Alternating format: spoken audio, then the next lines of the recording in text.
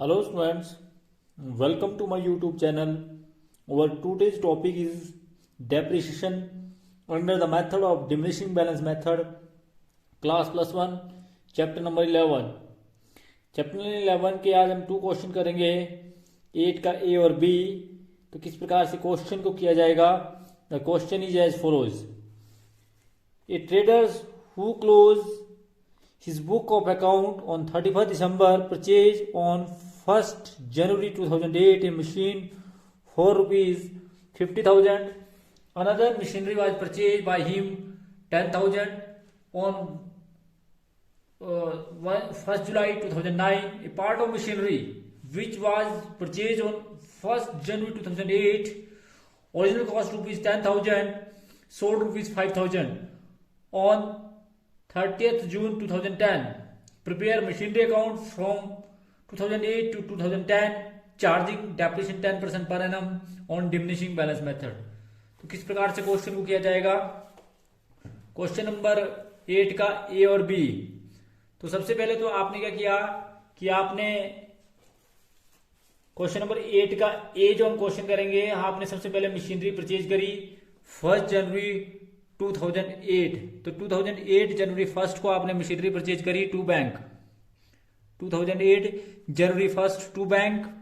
और आपने जो मशीनरी परचेज करी वो करी जी 50,000 की, 50,000 की आपने मशीनरी परचेज करी। फिर ईयर के एंड में यानी कि 2008 दिसंबर 31 को आपने उस पर डेप्रिसिएशन लगाया, और डेप्रिसिएशन जो लगाया वो 5% लगाया, 10% लगाया सॉरी। तो 5,000 और जो आपके पास बैलेंस बचा वो बचा 45,000। The totalling of both side are equal to each other, that is 50,000 and 50,000। आमने सामने आपने टोटल किया 50,000 और 50,000।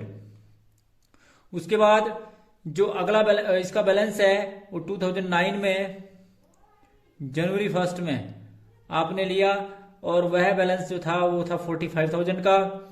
फिर आपने अनदर मशीनरी परचेज करी, और जो मशीनरी परचेज करी वो जुलाई में परचेज करी, जुलाई 1 को, और 2009 में ही, और 10,000। तो आपने फिर डेप्रिसिएशन लगाया।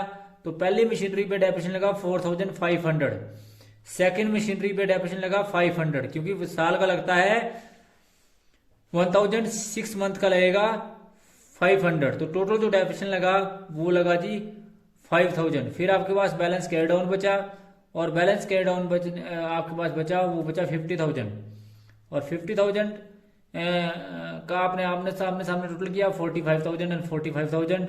बोथ साइड का टोटल जो आपस में इक्वल आया 45,000 एंड 45,000। उसके बाद ईयर के एंड में अगले साल के यानी कि 2010 में आपने जनवरी में फिर आप फर्स्ट में मशीनरी आपके पास थी, और उस पर आपने डेप्रिसिएशन लगाया। तो डेप्रिसिएशन जो लगाया आपने सॉरी बैलेंस जो बचा आपके पास वो 50,000 बचा। फिर आपने एक मशीनरी जिसकी बुक वैल्यू शुरू में 10,000 थी, जिसमें पहले साल डेप्रिसिएशन लगा 1,000 डेप्रिसिएशन लगाने के बाद वो 9,000 की बची। 9,000 पे अगले साल फिर लगा 900, फिर आपकी 8100 की बची। तो 8100 पे की जो मशीनरी है उस पर आपने पहले डेप्रिसिएशन लगाना है 2010 जून 30 को, जून 30 जुलाई 1 में आपने इसको बेचा बाय डेप्रिसिएशन अकाउंट। तो डेप्रिसिएशन जो लगेगा इस मशीनरी पे 8100 का 10%, और क्योंकि 6 महीने का लगेगा 6/12, तो ये आपके पास आया 405 रुपये, 405 रुपीज। फिर आपने इस मशीनरी को बेच दिया 5,000 में। तो आपको जो नुकसान हुआ अगर आप बात देखें, क्योंकि अगर आप इसमें से 405 रुपये घटाएंगे तो आपके पास आया 7,695 की चीज को आपने 5,000 में बेच दिया। दैट मीन्स की जो आपको नुकसान हुआ वो 2,695 आया। तो आप by profit and loss account जो लॉस हुआ आपको वो 2,695। अब जो बाकी मशीनरी बैलेंस बची अर्थात 50,000 में से 8100 घटा दिया तो आपके पास बचा 43,000 41,900। तो 41,900 का 10% आपने डेप्रिसिएशन लगाना है। 41,900 का 10% जो आपके पास आया वो आया 4,190। फिर इसका टोटल किया, टोटल जो है वो डेबिट साइड का ज्यादा आया, दैट इज 50,000, और 50,000 में से ये सारी चीजें घटाई आपने, तो आपके पास जो बैलेंस बचा वो बैलेंस बचा 37,710। 10 और आपने सामने जो टोटल आया 50,000 और 50,000। तो ये 8 का ए था, जिसमें अगर आपको एक बार लॉस समझाएं तो आपका जो बुक वैल्यू थी एक चीज की 10,000 की, लास्ट में जो है 2010 में जाके इसकी 8100 बची। फिर 8100 में से आपने 405 रुपये लॉस हुआ, 405 में से आपने 5,000 की इसको बेच दिया, मतलब डेप्रिसिएशन हुआ, और जो आपके पास लॉस आया वो आया 2695। इस प्रकार से जो हमने इसको कैलकुलेट किया। तो ये था जी क्वेश्चन नंबर 8 का ए। किस प्रकार से इस क्वेश्चन को करते हैं। क्वेश्चन में आपने देखा कि 50,000 की मशीनरी का एक पार्ट बेचा, 50,000 की मशीनरी में से एक पार्ट जो 10,000 का था वो आपने बेच दिया। 2008 में आपके पास 10,000 का था, डेप्रिसिएशन लगा तो 9 में ये था, फिर डेप्रिसिएशन लगा तो 10 में आपके पास ये था, और 10 में जब आपने इसको बेचा जून तक 6 महीने का डेप्रिसिएशन लगा 405 रुपये, फिर आपका इतने का बच गया, और इतने की चीज को 7,695 की चीज को आपने 5,000 में बेच दिया।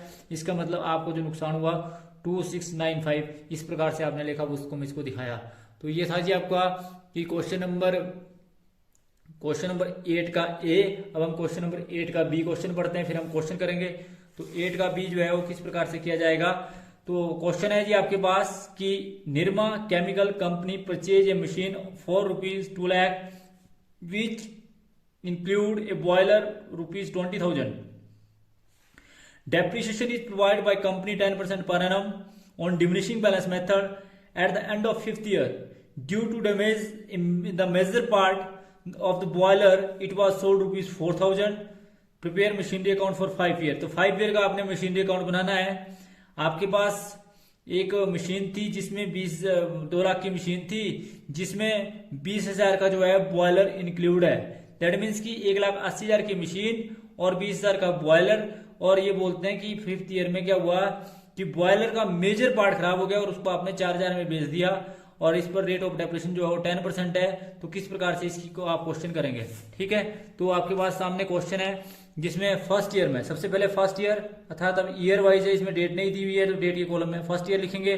तो फर्स्ट ईयर में आप सभी जानते हैं कि 1,80,000 का तो आपने फर्नीचर मशीनरी खरीदी और 20,000 का आपने बॉयलर खरीदा। तो टोटल जो आपका मशीनरी की कॉस्ट हुई वो आई 2 लाख। तो 2 लाख का 10% डेप्रिसिएशन लगाया फर्स्ट ईयर के एंड में। फर्स्ट ईयर के एंड में जब आपने इसमें डेप्रिसिएशन लगाया तो आपने डेप्रिसिएशन लगाया 20,000।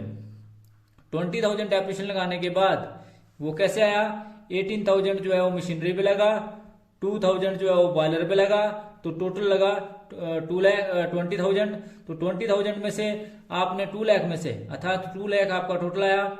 आप इसका टोटल करेंगे तो ये आपके पास 2 लाख आया। 2 लाख में से 20,000 घटाने के बाद 2 लाख में से आप अगर 20,000 घटाएंगे तो आपके पास जो बैलेंस बचा वो बचा 1,80,000। 1,80,000 को जो है फिर आप आगे ले जाएंगे। कब बना, सेकेंड ईयर में। तो सेकेंड ईयर के शुरू में आपके पास जो बैलेंस है वो है 2 बैलेंस ब्रो डाउन, आपका बॉयलर का अलग बैलेंस और मशीनरी का अलग बैलेंस। जो बॉयलर का बैलेंस है वो 1,62,000 है। और इसी प्रकार से जो आपका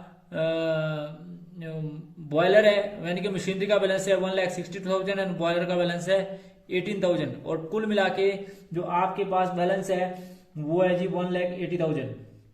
फिर आपने इन पे फिर डेप्रिसिएशन लगाया, और डेप्रिसिएशन लगाने के बाद फर्स्ट जो आपकी मशीनरी है उस पे लगा आपका 16,200, और जो आपका बॉयलर है उस पे लगा आपका 1,800। तो टोटल जो डेप्रिसिएशन लगा वो लगा 18,000।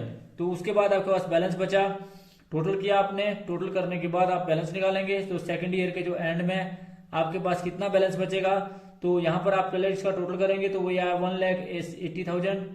और 1,80,000 में से जब आप 1,80,000 में से 18,000 घटाएंगे तो आपके पास बैलेंस बचेगा 1,62,000 and the total of both side are equal to each other, that is 1,80,000 and 1,80,000। फिर आप थर्ड ईयर में जाएंगे। थर्ड ईयर में सबसे पहले आप लिखेंगे 2 बैलेंस ब्रो डाउन, और 2 बैलेंस ब्रो डाउन जो आपका होगा वो होगा जी 1,62,000। 1,62,000 में से आप थर्ड ईयर में जो है आप इस पे डेप्रिसिएशन लगाएंगे। तो फर्स्ट मशीनरी, क्योंकि इसका अलग अलग बैलेंस की बात करें तो फर्स्ट मशीनरी का बैलेंस जो आपके पास बचा था वो बचा था 1,45,800, और आपके पास जो बॉयलर का बैलेंस बचा था जिसको आप बॉयलर बोल सकते हैं वो आपके पास था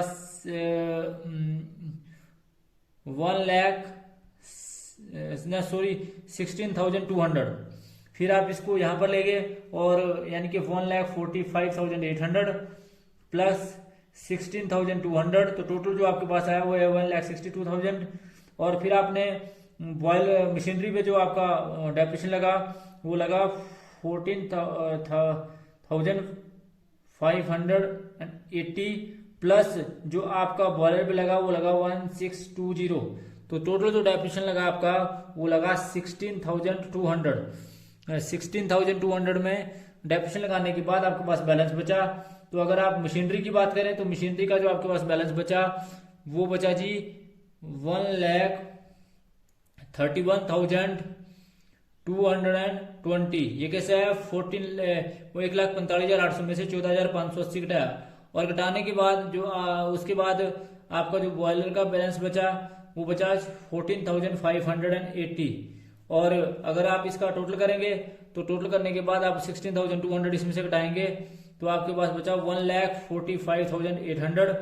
आमने सामने टोटल बराबर 1,62,000 एंड 1,62,000। तो आपने सामने जो है इसका टोटल बराबर आया और टोटल बराबर आने के बाद फिर आपने इसको फिर किया, फिर आपने इसका बैलेंस ले गए फोर्थ ईयर में। फोर्थ ईयर में आपके पास पहले टू बैलेंस ब्रो डाउन आया। टू बैलेंस ब्रो डाउन में आपका जो मशीनरी का बैलेंस है वो है 1,31,220 और बॉयलर का बैलेंस है 14,580। और अगर टोटल बैलेंस की बात करें तो ये आपके पास है 1,45,800। फिर आपने इस पे डेप्रिसिएशन लगाया।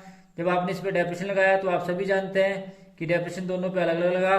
तो 13,122 तो जो है वो मशीनरी पे लगा और 14,580 जो है वो बॉयलर पे लगा। तो टोटल जो डेप्रिसिएशन लगा वो लगा 14,580। तो आपके पास जो बैलेंस बचा वो अलग अलग बैलेंस बचेगा। यानी कि अगर फोर्थ ईयर की बात करें तो आपके पास बैलेंस जो बचा वो टोटल जो बैलेंस बचा वो बचा 1,31,220, जिसमें आपके पास जो मशीनरी का बैलेंस बचा वो बचा 1,18,098 और जबकि आपके पास जो बॉयलर का बैलेंस बचा वो बचा 13,122। फिर आपने क्या किया, इस बैलेंस को जो है आमने सामने टोटल किया पहले 1,45,800। इसी प्रकार से आपने इसको भी टोटल किया 1,45,800। फिर आप जो है फिफ्थ ईयर में गए और आपने इसका बैलेंस लिखा पहले to balance brought down. To balance brought down जो आपने लिखा तो आपने पहले लिखा इसका मशीनरी का बैलेंस 1,18,098 प्लस 13,122 जो है वो बॉयलर का है। फिर आपने डेप्रिसिएशन लगाया। तो जो डेप्रिसिएशन लगा वो मशीनरी पे डेप्रिसिएशन जो लगा अर्थात जो टोटल जो बैलेंस था वो है 1,31,220। मशीनरी पे जो बैलेंस लगा डेप्रिसिएशन लगा वो लगा बाय डेप्रिसिएशन फिफ्थ ईयर के एंड में। ये फोर्थ ईयर है, तो फिफ्थ ईयर के एंड में जब आपने डेप्रिसिएशन लगाया तो डेप्रिसिएशन जो लगा वो सबसे पहले बात करते हैं हम मशीनरी की।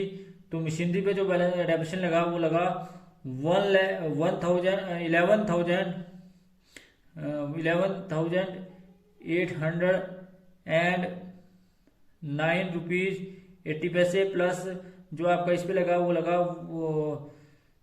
1,312 रुपीज 20 पैसे। अर्थात अगर टोटल की बात करें तो इस पे जो टोटल डेप्रिसिएशन लगा वो 13,122 लगा। फिर आपने इसको बेचा बाय बैंक। बाय बैंक जब आपने इसको बेचा तो बेचा जी आपने 4,000 का। और 4,000 से बेचने के बाद क्योंकि आप सभी जानते हैं कि आपकी जो टोटल थी वो थी 13,122, जिसपे आपने जो डेप्रिसिएशन लगाया वो लगाया जी 1,322 रुपीज 20 पैसे। तो आपके पास जो बैलेंस बची थी मशीनरी वो बची थी 11,898 रुपीज 80 पैसे। इसको आपने 4000 में बेच दिया। 4000 में बेचने के बाद आपको जो नुकसान हुआ वो 7809 रुपीज 80 पैसे नुकसान हुआ। तो इस नुकसान को आपने by profit and loss account में लिखा 7809.80 और जो आपके पास फिर जो मशीनरी बची उसका बैलेंस बचेगा आपके पास, और वो बैलेंस बचा आपके पास 1,06,288 रुपीज 20 पैसे, और आपने सामने किया तो आपने आपके पास आया 1,31,220, 1,31,220। The totalling of both side are equal to each other. तो इस प्रकार से ये क्वेश्चन नंबर 8 का जो आपका बी पार्ट था। तो thanks for watching the video. और वीडियो को देखने के साथ साथ मैं आप सभी बच्चों से ये भी आग्रह करूंगा कि यदि किसी भी स्टूडेंट्स को कोई भी क्यूरीज हो तो वो फोन कॉल करके भी अपनी क्यूरीज को दूर कर सकता है और अपनी जो भी दिक्कत है उसको दूर कर सकता है। और अधिक से अधिक आप चैनल को सब्सक्राइब करें, लाइक करें और उसमें कमेंट भी दें कि आपको वीडियो कैसे लगी। Thanks for watching the video. Thank you.